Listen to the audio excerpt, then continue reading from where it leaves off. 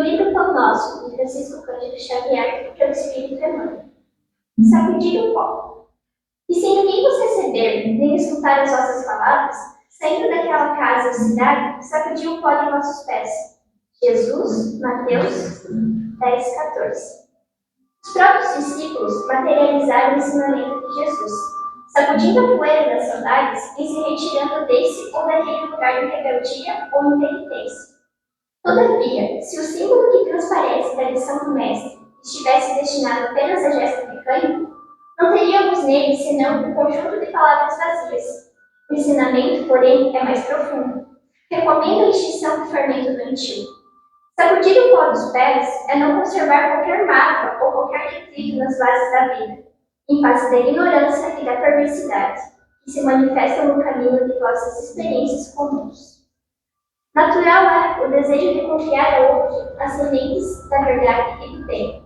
Entretanto, se somos recebidos pela hostilidade do meio a que nos dirigimos, não é razoável nos mantermos em longas observações e apontamentos, que ao invés de conduzir-nos à tarefa do êxito oportuno, estabelecem sombras e dificuldades em torno de nós. Se alguém não te recebeu a boa vontade, nem te percebeu a boa intenção, por que a perda de tempo em sentenças acusatórias? Tal atitude não soluciona os problemas espirituais. Ignoras acaso que o negador e o indiferente serão igualmente chamados pela morte do corpo e a nossa pátria de origem? Encomenda-nos a Jesus com amor e procede, em linha reta, buscando os teus sagrados objetivos. Há muito por fazer na edificação espiritual do mundo. E de ti mesmo, sacode, pois, as más impressões e marcha alegremente. Assim seja.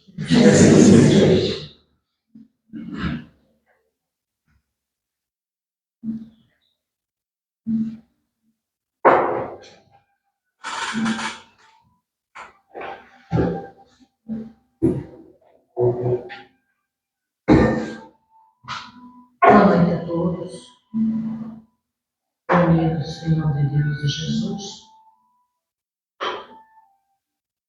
possamos entregar as nossas preocupações, as nossas dificuldades, nossos problemas difíceis, também nossas alegrias, coisas boas da nossa vida, que Deus tem permitido que vivamos períodos críticos e também os períodos fáceis. E devemos lembrar de agradecer a Deus, principalmente pela nossa vida, que diariamente nos concede nova oportunidade. Recomendamos, Senhor, nossos familiares ausentes aqui nesse recinto, para que onde eles estiverem possam receber os benefícios, as vibrações emanadas dos trabalhadores de Jesus, da equipe espiritual que coordena e controla os nossos filhos. Por todos os irmãos, em geral, as famílias, possam se estruturar dentro do princípio cristão, ensinando os seus filhos as verdades do Evangelho de Jesus. Por todas as crianças em geral, que possam ter também o amparo e a proteção nas suas vidas, que não sofram as más influências, que os seus anjos da guarda possam velar por todas elas. Por essa comunidade, por todas as pessoas cujo nome está no livro em cima da nossa mesa, encarnados e desencarnados. E a todos os desencarnados e presentes, que possam escutar o Evangelho de Jesus com atenção, aprimorando os seus conhecimentos, e de repente podendo até realizar algumas mudanças nos seus pensamentos, nas suas atitudes, né, negativas muitas vezes, podem trazer mais sofrimento ainda para o seu estado de espírito. Todos sejam iluminados e abençoados. Os lares e as pessoas, de maneira geral, no nosso trabalho, os companheiros, amigos de trabalho, todos indistintamente possam ser beneficiados com os nossos bons pensamentos, nossos bons sentimentos. Que Jesus ilumine a cada um de nós e a nossa lar. Nosso lar seja sempre uma porta aberta para Jesus, todos os dias. Possamos atrair o nosso lar com as nossas preces da manhã e da noite e nossos bons pensamentos. E não haja, Senhor, nenhuma palavra má em nossa boca no decorrer dessa semana. Sejamos abençoados nas nossas atitudes, nas nossas falas, vigiando sempre os nossos pensamentos.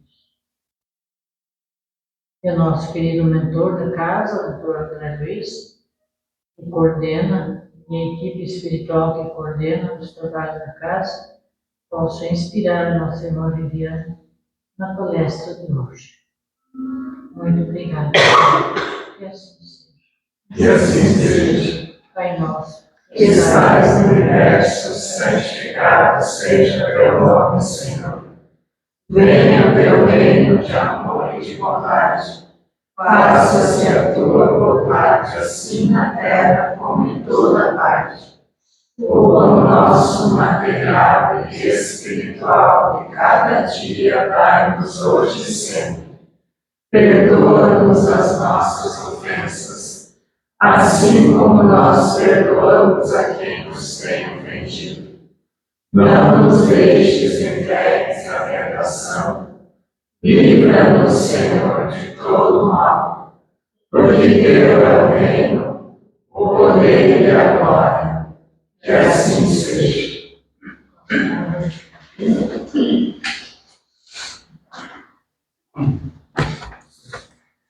Boa noite a todos.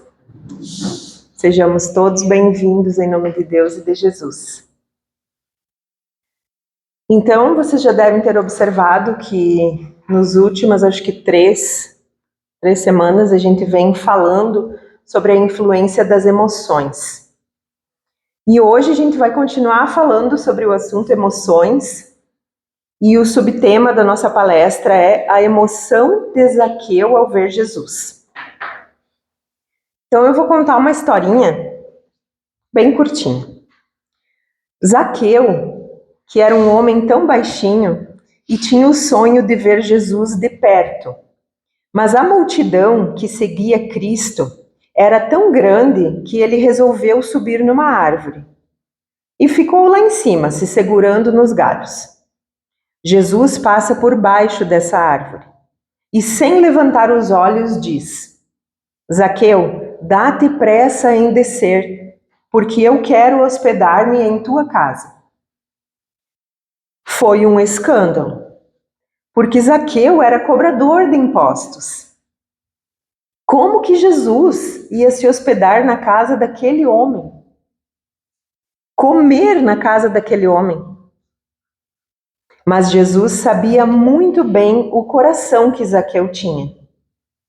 Sabia que, estando lá dentro, semearia em definitivo no coração de Zaqueu uma lembrança eterna que o acompanharia para sempre. E foi assim que aconteceu. Tanto que Zaqueu, depois de múltiplas existências, retorna no Brasil do século XIX para ser Adolfo Bezerra de Menezes. Isso foi dito numa psicografia da Dona Ivone do Amaral Pereira, que Zaqueu, depois de múltiplas existências, reencarnou como Adolfo Bezerra de Menezes. que é o médico da espiritualidade, que nós acreditamos tanto nele, que foi o médico dos pobres, que fez medicina e ajudava, atendia as pessoas e tirava do próprio dinheiro para comprar o medicamento que as pessoas não tinham condições de comprar.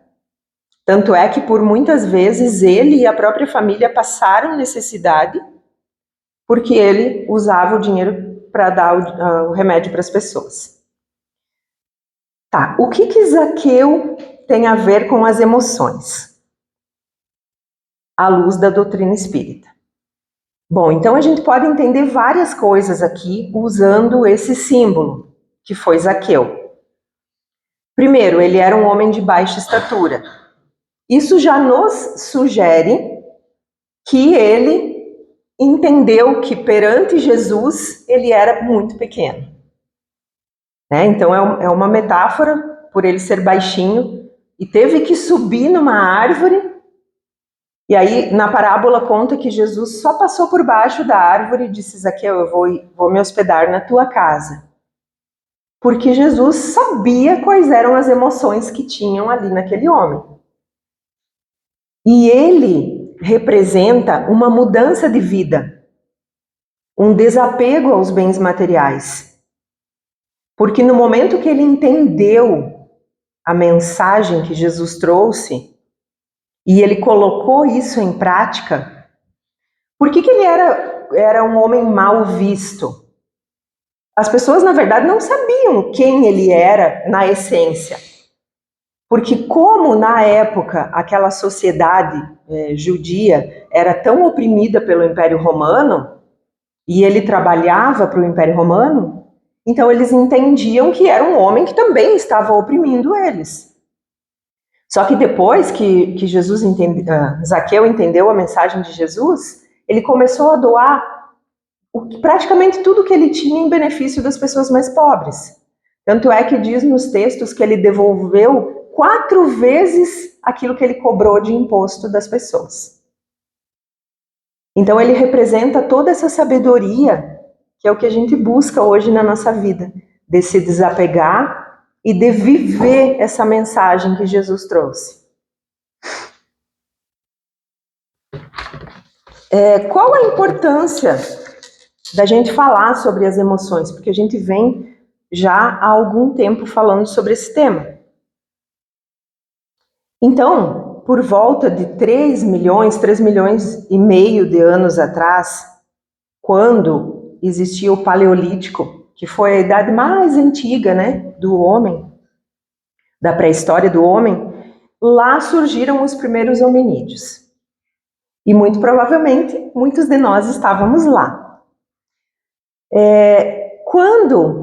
Nessa época era muito frio, então eles se obrigavam a viver dentro das cavernas. E quando os arqueólogos começaram a estudar e encontrar esse material que tinha lá desses homens, eles perceberam, e foi uma coisa que intrigou muito eles perceberam que esses desenhos que estavam retratados dentro das cavernas, eles não falavam sobre o dia a dia daqueles homens, sobre a rotina deles. Eles muito mostravam sobre o sofrimento deles, que a gente chama hoje das pinturas rupestres, que é a primeira arte que surgiu desses homens da pré-história, e eles desenhavam na caverna a maneira como eles sofriam. Eles não tinham entendimento nenhum, como a gente tem hoje, a respeito das nossas emoções, mas eles já sentiam. Então eles desenhavam sobre o sofrimento deles. Então, para a gente entender o quão antigo é o estudo das emoções, que já vem desde lá do homem primitivo. Depois, com o passar do tempo, então, surgiram outros estudos. Depois surgiu a mitologia. E aí, depois de um tempo, o mito já não satisfazia mais. Aí surgiu a filosofia, que a gente tem ela até hoje, E com o passar de mais tempo, surgiram a neurociência e a neurobiologia, que até hoje estão estudando a mente humana. E que ainda não conseguiram descobrir muita coisa. Mas ainda está todo mundo estudando sobre isso. Então a gente tem aquela frase famosa do filósofo Juvenal que ele falou mens sana in corpore sano, né? Que significa mente sã num corpo são. Isso também foi no século retrasado que ele falou. Então, para a gente entender essa ligação do corpo físico e da mente. Porque tem muitas pessoas que ainda acham que não existe essa ligação. Mas tudo hoje nos mostra, cientificamente falando, que sim. Que para a gente ter um bem-estar físico, a gente precisa do bem-estar mental e vice-versa. Mas o que são exatamente essas emoções e por que elas existem? Bom, o Márcio falou na exposição dele, e a gente só vai reforçar isso um pouquinho, que emoção é diferente de sentimento. Talvez a gente não sabia disso, mas são coisas distintas. A emoção, então, ela é mais orgânica, mais instintiva. A gente não tem controle sobre ela. É mais do nosso automatismo mesmo, do nosso sistema nervoso autônomo. Vem sem que a gente consiga controlar. Normalmente elas têm uma duração mais curta, enquanto o sentimento é justamente quando a gente consegue elaborar essa emoção. Aí se torna sentimento. E aí, quando é sentimento, a gente consegue controlar e ele tem uma duração mais prolongada. Um exemplo bem fácil.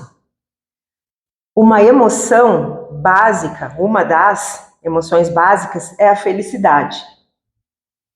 Desculpa, é a alegria. Perdão, me enganei. Uma emoção básica é a alegria. Então a gente não consegue controlar quando a gente está alegre. A alegria vem, ou por causa interna ou por fatores externos. E aí, quando a gente consegue elaborar essa alegria, ela se torna felicidade. Aí a felicidade é o sentimento. Mas por que as emoções existem? Bom, se a gente for parar para pensar nas emoções positivas, que graça teria a nossa vida se não fossem elas? O que nos moveria se não fossem as emoções boas? E que bom que a gente sente elas. Mas e em relação às emoções negativas? O que a gente pode aprender com elas? E por que elas existem? Então a gente precisa entender que tudo que existe no nosso corpo e na nossa mente é resultado de milênios de adaptação da própria espécie humana. Nós fomos nos adaptando, nós fomos evoluindo, e tudo que existe hoje em nós é esse resultado, então é evolução. Então, até mesmo sentir medo, por exemplo, se nós formos parar para pensar, ela é uma emoção ambígua, ela tem dois lados. Por quê? Porque se a gente sentir medo em excesso, é prejudicial para nós. Mas, se nós não sentirmos nada de medo, e existem muitas pessoas que são extremamente impulsivas, também vai acabar sendo prejudicial para nós. Vamos pegar o exemplo da gente, no verão, chegar num lugar onde tem essas cachoeiras, no interior aí, e a gente não tem a menor noção de qual que é a profundidade de um lugar e se tacar lá e pular. Se tu tem um pouquinho de medo, tu não vai. E aí tu não vai te colocar em risco. Então, o medo é considerado uma emoção positiva ou negativa? As duas coisas. Claro que isso a gente tem que ter o equilíbrio. A gente tem que aprender a lidar com elas para saber dosar. E aí eu falei antes que a gente não consegue controlar as emoções. Não, porque elas vêm. Mas a gente sabe lidar com elas. A gente tem que aprender a lidar. E isso faz toda a diferença. Então, alguns exemplos das emoções que são básicas, que são fundamentais, que são instintivas, a alegria, a tristeza, que é o oposto, né? A raiva, a ansiedade, o medo, a empatia. E ao contrário do que muitas pessoas pensam, as emoções não são obstáculos na vida da gente. Elas nos fazem aprender e evoluir e nos adaptar. Não sei se vocês já assistiram aquele filme, é um filme de desenho, né? Divertidamente. Quem tem filho pequeno e adolescente deve ter assistido. Tem o Divertidamente 1 e o 2. Então, é muito legal esse filme, porque ele conta bem direitinho como que a menina, que é a personagem principal do filme, a Riley, no primeiro filme ela era pequena, tinha acho que uns 7, 8 anos, e aí ela só tinha 5 emoções básicas, que eram a alegria, a tristeza, o medo, a raiva e o nojo. A gente vê que muita criança tem nojo, né, das coisas. E isso mostra bem no filme. Tanto é que o diretor contou com ajuda profissional, né? A assessoria que ele teve foi de um psicólogo para fazer o roteiro do filme. E já no filme 2, ela se torna adolescente. E aí, tudo que está ali dentro da central de controle dela, que aparece no filme, que é o cérebro dela, né? Tá tudo sob controle, tudo em ordem, aquelas 5 emoçõezinhas ali vivendo numa boa, e aí ela se torna adolescente. E aí tem toda a questão hormonal que também entra nisso. E aí aparecem lá no centro de controle, do nada, 5 emoções diferentes. Daí vem a ansiedade, que é típica do adolescente, o tédio, a vergonha e a inveja e a nostalgia. Então são 5 emoções que ela começa a ter. E quando essas novas chegam lá no centro de controle, elas começam a brigar. Porque tem a alegria que ela quer ser a dona do pedaço. E aí a ansiedade chega e começa a bagunçar. É muito bacana o filme e faz a gente entender, porque no fim dá tudo certo, né? Faz a gente entender que a gente precisa aprender a conviver com as nossas emoções. Principalmente adolescente, se não assistiu ainda esse filme, é bem legal de levar para assistir. Agora nem tá mais no cinema, acho que já tem na Netflix, né? É bem legal deles assistirem, para eles entenderem que tudo faz parte e que a gente precisa aprender a lidar com elas. Tá. Né, no caso da neurobiologia, vocês sabem, pessoal, que eu sou profissional da saúde e eu não consigo falar sobre essas coisas sem aprofundar um pouquinho, para a gente poder entender lá no final o porquê da gente estar falando isso dentro da doutrina espírita. O que é envolvido quando a gente é levado pelas emoções?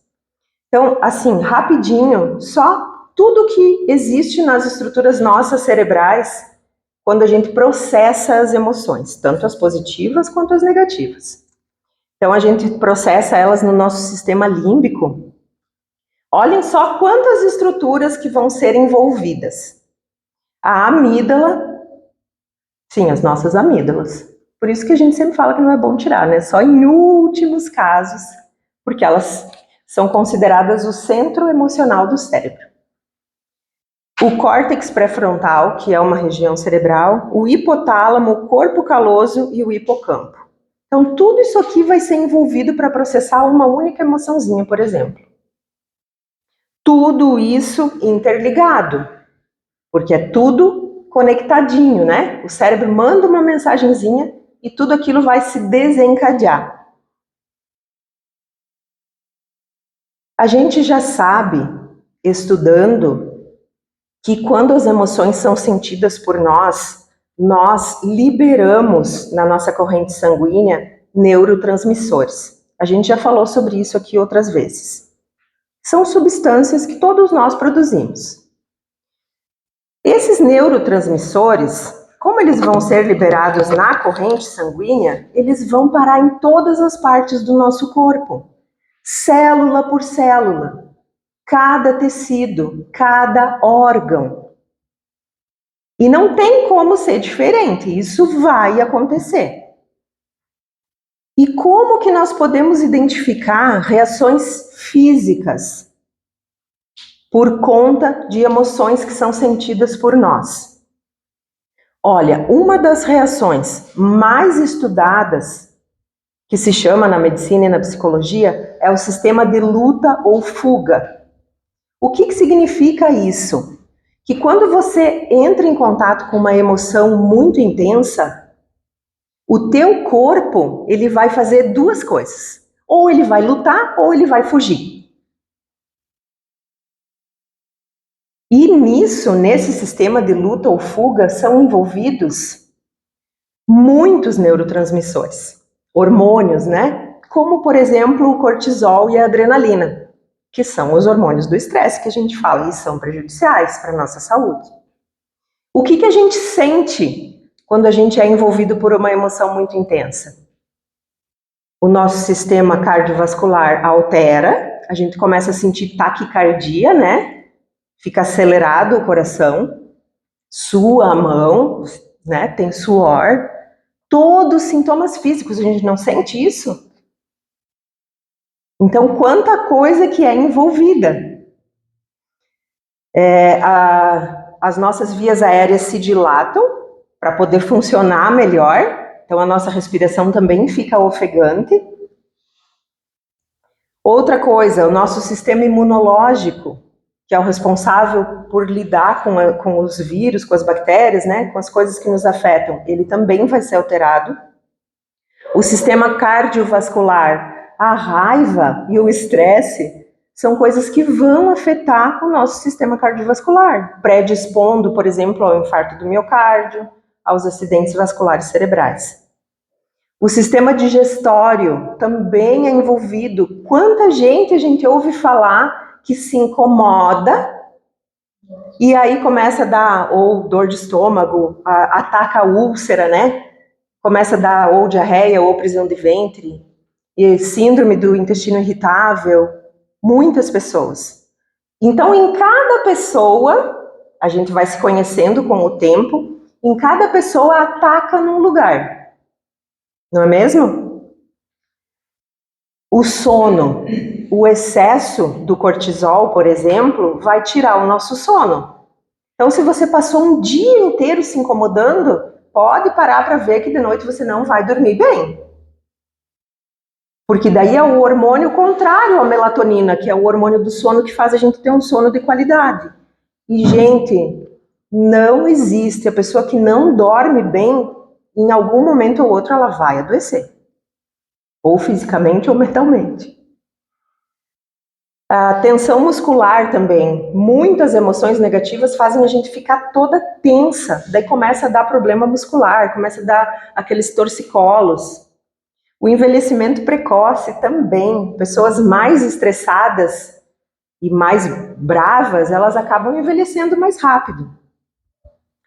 Tá, eu falei ali antes que o sistema imunológico nosso é impactado. Por quê? Então eu expliquei aqui que quando a gente se estressa demais com situações e sente muitas emoções negativas, o cortisol e a adrenalina vão ser liberados na nossa corrente sanguínea. Certo, eles vão estar lá. Eles vão ter receptores químicos que vão se ligar a eles para fazer as outras respostas. O nosso sistema imunológico, as células que nós temos, que são os principais que brigam contra vírus e bactérias, são os macrófagos e os neutrófilos. E eles também têm uma disposição de se ligar com esse cortisol e com essa adrenalina. O que isso significa? Que se eu passar por um momento de estresse muito prolongado, ou de raiva, ou de mágoa, ou de ressentimento, as minhas células que são responsáveis por combater, que são os soldadinhos, quando entra alguma coisa de errada dentro do meu organismo, elas vão estar ocupadas com aqueles hormônios e vão deixar de lado o brigar com o vírus ou com a bactéria. E aí alguma dúvida que o nosso sistema imunológico fica descompensado? E nós vamos estar mais predispostos a doenças? Então quer dizer que notícias ruins, por exemplo, podem diminuir a nossa resposta imunológica? Com certeza. Aí, aqui algumas perguntinhas, alguns questionamentos para todos nós. Você passa horas do dia assistindo a tragédias nos telejornais ou nas redes sociais? Você conversa com frequência ou por um tempo prolongado com pessoas que só se lamentam dos problemas da vida? Você passa muito tempo pensando no que pode dar errado no futuro ou se arrependendo do seu passado? Você se considera uma vítima de tudo e de todos? Abre mão de socializar e conviver com pessoas que fazem bem a você, como amigos e familiares? Você não tem nenhum hobby ou momento de lazer? Você tem um estilo de vida não saudável, adotando práticas como o sedentarismo, o tabagismo, a má alimentação e o sono irregular? E aqui o alcoolismo também, né? Você não procura ajuda nem religiosa e nem de profissionais da saúde quando está passando por um problema emocional mais complexo? Se você respondeu sim a algumas dessas perguntas, o seu sistema imunológico pode estar correndo algum risco. E aí, bom, até agora eu só falei sobre coisa ruim, né? Mas tem que ter alguma coisa boa. E como que nós podemos administrar melhor isso? Conviver de uma forma mais equilibrada com essas emoções, com essas coisas que às vezes a gente não tem como controlar. Hoje nós estávamos falando isso nos estudos. Tem coisas que às vezes vêm assim para nós e a nossa tendência já é responder na hora e já querer. E a gente precisa aprender a ser mais cauteloso. Então, como que nós podemos administrar esse nosso ímpeto, esses nossos momentos de emoções negativas, de estresse? Bom, aqui vai algumas sugestões que valem muito para mim também. Mais para mim, né, seu Valentim? Normalmente vale mais para nós do que... A prática diária da meditação, e eu não estou falando aqui em meditação tipo yoga, tá, pessoal? Claro que quem faz é bacana, mas meditar no sentido de você ler um trecho do Evangelho, por exemplo, e pensa nele, reflete. Não fica deixando só aquilo passar batido no automatismo. Vamos meditar sobre isso. Rotina regular de atividades físicas. Sim, eu sempre falo isso aqui, né? Mas não tem o que fazer. É bom, faz bem para a nossa saúde. Porque assim como quando a gente se estressa, a gente secreta esses hormônios do mal, que são adrenalina, cortisol, quando a gente faz algum exercício físico, são hormônios do bem, que é de graça. Não precisa só ir na academia para fazer exercício, a gente pode fazer tantas coisas boas. Uma caminhada, andar de bicicleta, jogar vôlei. E aí a gente libera dopamina, serotonina, endorfina, que são hormônios do bem, que fazem nós nos sentirmos bem. Alimentação e hidratação adequadas, técnicas de relaxamento, né? Ouvir música, fazer uma respiração boa, ter um sono equilibrado. Isso são técnicas de relaxamento também. A abstinência do álcool, do tabaco e da cafeína. Só que daqui eu preciso fazer um meia-culpa, né? Porque a cafeína, talvez a gente não consiga já fazer a abstinência dela. Quem sabe dar uma diminuída. Olha isso daqui, pessoal, isso é bem importante. A gente também estava falando sobre isso hoje. E a mensagem também veio, né, bem certinho com o tema. O estabelecimento de limites pessoais, saber dizer não. Porque hoje em dia a gente está vivendo um momento na nossa sociedade em que, quando a gente se posiciona, a gente está sendo visto como vilão nas coisas. E nós precisamos nos posicionar. Nós não podemos ser omissos. Hoje nós estávamos falando sobre isso, o seu Valentim ainda disse, é sim, sim e não, não. Não tem meias verdades. Não existe meio espírita. Ou é sim ou é não. E a gente tem que aprender a se posicionar. Porque quando a gente fica nessa de... Eu não estou falando aqui que a gente não tem que relevar coisas. Sim, a gente aprende isso. Que a gente tem que pensar, que a gente não tem que revidar. Mas também não é a gente se omitir para tudo. A gente precisa sim estabelecer os nossos limites baseado nas nossas convicções. Ter rede social de apoio, como amigos e familiares, atividades que nos geram prazer, como esportes, dança, artesanato, música, leitura. Tem tanta coisa boa que a gente pode fazer que vão nos trazer emoções positivas. A prática diária da gratidão, procurar auxílio profissional quando a pessoa, né? Com certeza, isso sempre. Quando as pessoas estão vendo que estão numa situação psicológica, assim, que não estão conseguindo reverter, sim, procurar ajuda profissional. E por fim, que eu deixei aqui, mas que teria que estar em primeiro lugar, que é a espiritualização. Então, buscar espiritualizar-se, buscar a fé sempre. E eu não estou falando aqui que todo mundo que quer melhorar precisa ser espírita. Claro que eu vou puxar para o nosso lado, porque eu tenho certeza que é a doutrina que mais nos esclarece. E eu, desde adolescente, questionava. Inclusive, eu nem terminei a primeira comunhão porque eu era menina, mas eu achava que se eu fizesse alguma pergunta, eu não podia fazer aquela pergunta porque me diziam que eu não tinha fé. E eu queria saber. Então, eu fui já em várias religiões, desde muito novinha. E foi na doutrina que eu me encontrei. E não me vejo sem ela. Mas a gente não tem que dizer aqui que somente as pessoas que estão dentro da doutrina espírita conseguiram se espiritualizar. Não! Tem pessoas em muitas religiões que sim, que entenderam que tem que se melhorar, que tem que se aperfeiçoar, que tem que fazer o bem, que tem que seguir os ensinamentos de Jesus, e está tudo bem. Eu trouxe aqui uma entrevista que o pessoal da Federação Espírita Pernambucana fez com um médico. Ele é psiquiatra lá do Hospital das Clínicas de Pernambuco e ele é espírita e faz parte da Federação Espírita Pernambucana. Então, assim, rapidinho, só para a gente ver algumas respostas que ele deu como médico, tá? Eles perguntaram se no campo das emoções, como que nós podemos administrar essas emoções para focarmos nas positivas, visando a conquista da paz interior.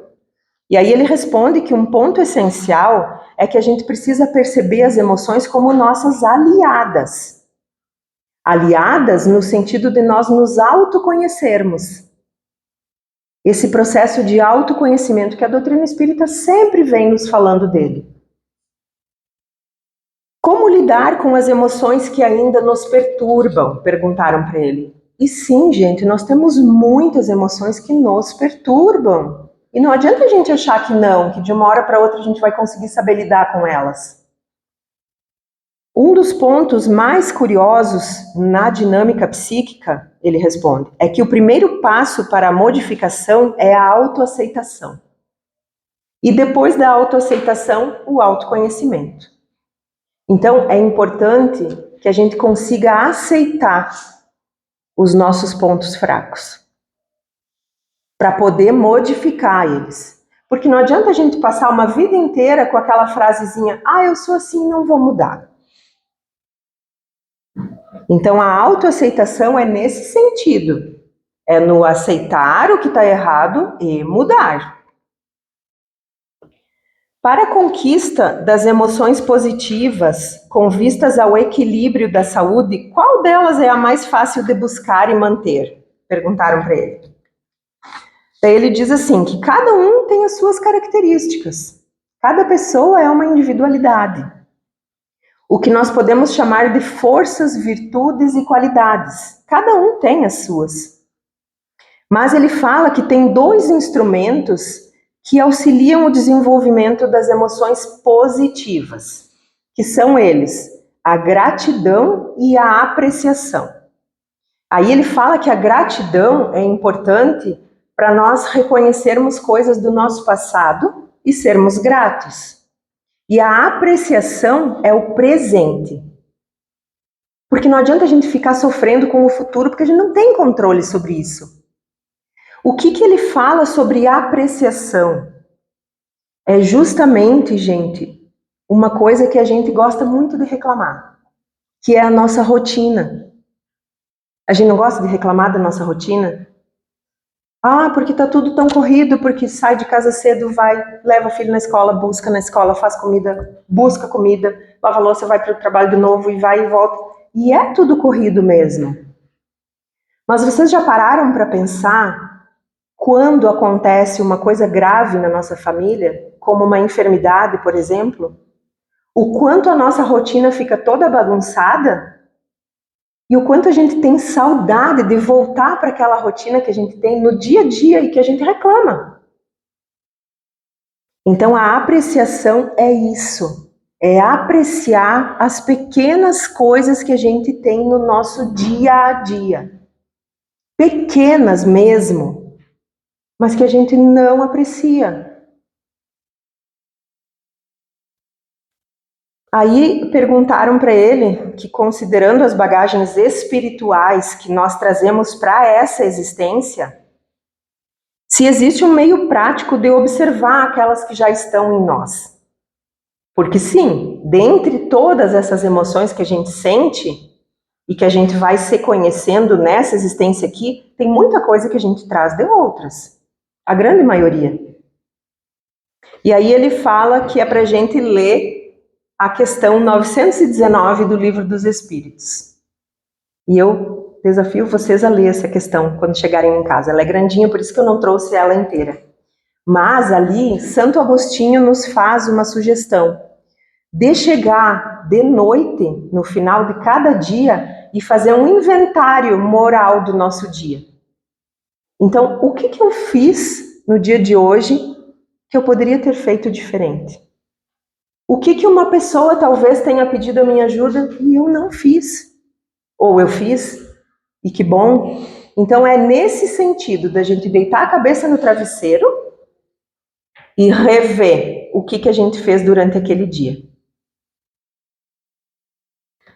Perguntaram para ele se a gente tem uma maneira de investir somente nas emoções positivas. E isso não tem como, né? A gente não vai conseguir. Se existe uma dica didática, perguntaram para ele. Daí ele fala assim, que ele prefere focar nas positivas ao invés de ficar tentando combater excessivamente as negativas. Porque parece que se você fica tentando combater tanto, só naquela tecla combater as negativas, parece que daí você vai focar mais nelas. E ao tempo que se você foca nas positivas, e aí ele dá aqui um exemplo de uma técnica da psicologia positiva, que é estudada cientificamente, que é a questão de contar as bênçãos. Já ouviram falar? Da gente pegar um caderninho mesmo e anotar as bênçãos. E não é bênção grande, não, é coisa pequena mesmo que acontecem no nosso dia a dia. E por fim eles perguntam, e de sua experiência espírita, o que gostaria de dizer? E eu acho assim que se a gente entender e levar com nós essa frase que ele falou, ele fala assim, ó, não percamos a essência da nossa doutrina. Aqueles que ocupamos espaço de trabalho junto ao movimento, não nos iludamos com pretensões de conseguir resolver todas as problemáticas ou todas as doenças humanas. Continuemos como um carteiro, distribuindo as cartas do bem e do amor. Então, no momento que ele fala que a gente não deve perder a essência da doutrina e que a gente não vai conseguir resolver todas as problemáticas, isso é um fato. Porque o aperfeiçoamento íntimo é individual. Tem que partir de dentro para fora. E só para finalizar, pessoal, acho que a gente precisa começar a reparar em relação aos sentimentos, pegar o exemplo de Zaqueu de novo e começar a reparar nas nossas vidas. Porque é muito fácil a gente olhar a vida do outro, né? E dizer, você tem que mudar isso, isso e aquilo. E a gente tem esse hábito. Mas reparar na nossa vida e nas nossas atitudes. O que acontece quando as coisas acontecem na nossa vida fora do nosso controle? Como que nós estamos agindo? Porque a gente tem esse hábito de querer controlar tudo e todos. Uns mais, outros menos, mas a gente tem esse hábito. E a gente tem que entender que não tem muita coisa no nosso controle. O que a gente pode controlar são os nossos instintos, os nossos defeitos. Sim, mas o que está lá fora não está no nosso controle. E a gente sofre um absurdo por querer controlar e não conseguir. Um sofrimento à toa. E entender também que existem diferentes maneiras da gente lidar com essas frustrações na nossa vida, porque elas vão acontecer. As frustrações vão acontecer para todos nós. Não tem como fugir disso. Mas o que quando acontecem as coisas que nos pegam de surpresa, um colega de trabalho que nos fala alguma coisa que a gente não gostou, ou alguma coisa no dia a dia mesmo, no trânsito, no mercado, como que a gente está agindo? Como que a gente está controlando as nossas emoções? A raivinha que está lá dentro, ela é básica, é nossa, ela existe. O que a gente pode mudar é a nossa maneira de enxergar as coisas, é o nosso ângulo. Mudar o ângulo que a gente vê as situações na nossa vida. Isso sim a gente consegue controlar. E aí eu falo, que tal o desafio de nós buscarmos, a cada contrariedade, ver então outros ângulos da mesma questão? E confiar na divindade, confiar nos nossos mentores. Cada um tem o seu e eles estão sempre nos ajudando, nos inspirando, nos intuindo. Às vezes a gente se faz de bobo e finge que não ouve eles. E buscar esse apoio espiritual. E, como diz Kardec, o verdadeiro espírita é aquele que trabalha para domar as suas más inclinações. E aí não tem como a gente não chegar nisso, pessoal, que é a reforma íntima. Não tem como a gente não chegar nesse ponto. Que no momento que nós conseguirmos ir nos modificando e vendo as coisas de uma outra forma, como por exemplo, a gente estava falando antes, às vezes a gente recebe uma mensagem no celular, que hoje a gente se comunica praticamente assim. E às vezes aquilo não vem da forma como a gente gostaria de receber. E acontece isso bastante.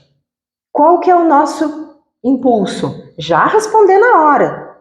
E se a gente vai responder na hora, a gente não está usando a nossa razão, a gente está usando a nossa emoção instintiva. E para dar ruim é muito fácil. Então, parar, né? Ouviu aquela mensagem ou leu? Espera, pede ajuda para o teu mentor, para Jesus. Nunca eles vão nos deixar sem resposta. Se tu não tem o evangelho ali à mão, que é bom a gente sempre ter, mas faz uma prece. Uma questão de minutinhos que tu parou para fazer a prece. Quando tu for voltar naquele assunto, tu já vai voltar de outra maneira. Com certeza. Então eu só trouxe uma mensagem bem curtinha para nós finalizar. Que é do Leon Denis na obra Depois da Morte. Lembra-te de que a vida é curta. Enquanto ela durar, esforça-te para adquirir o que vieste procurar neste mundo, o verdadeiro aperfeiçoamento. Possa teu ser espiritual sair daqui melhor e mais puro do que quando entrou. Acautela-te das armadilhas da carne. Reflete que a terra é um campo de batalha, onde a alma é a todo momento assaltada pela matéria e pelos sentidos. Olha aqui as emoções, né? Luta corajosamente contra as paixões vis. Luta pelo espírito e pelo coração, corrige teus defeitos, adoça teu caráter, fortifica tua vontade. Eleva-te pelo pensamento acima das vulgaridades terrestres. Dilata as tuas aspirações sobre o céu luminoso. Lembra-te de que tudo o que for material é efêmero. As gerações passam como vagas do mar. Os impérios esboroam-se. Os próprios mundos perecem. Os sóis extinguem-se. Tudo foge, tudo se dissipa. Mas há duas coisas que vêm de Deus e que são imutáveis como Ele. Duas coisas que resplandecem acima da miragem das glórias mundanas. São a sabedoria e a virtude. Conquista-as por teus esforços e, alcançando-as, elevar-te-ás acima do que é passageiro e transitório, para só gozares o que é eterno. Então, que a gente possa refletir sobre a influência das emoções e sobre os exemplos positivos que nós temos no Evangelho e que a gente possa colocar em prática nas nossas vidas. Que assim seja.